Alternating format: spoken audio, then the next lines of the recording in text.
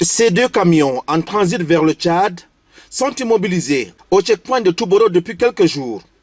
Et pour cause, ces gros porteurs circulent avec des immatriculations doublées, une plaque tchadienne et une autre camerounaise.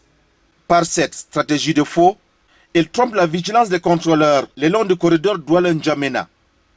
Ainsi, ils ont réussi à plusieurs reprises à échapper au paiement de la fiscalité dans les 2 pays. Mais cette fois-ci, mal leur en a pris.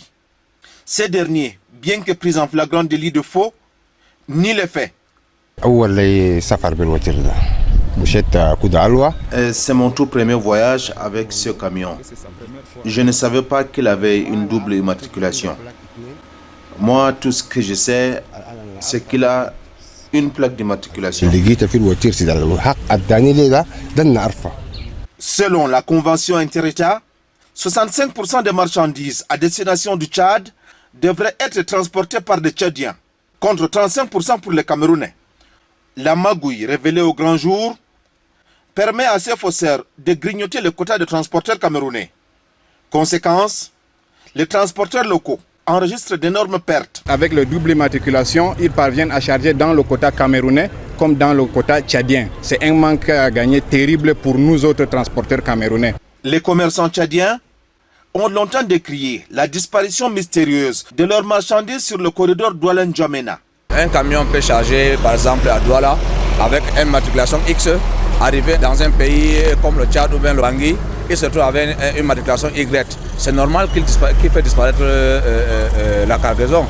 7 camions ont été interpellés pour les mêmes faits en l'espace d'une semaine.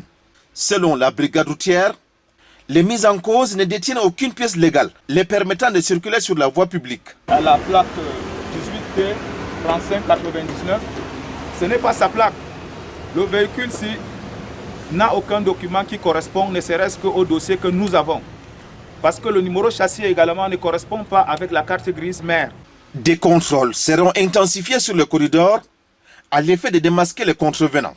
Nous avons décidé de mettre hors d'état de nuire tous ceux qui passent par des pratiques un peu anormales pour circuler dans nos routes.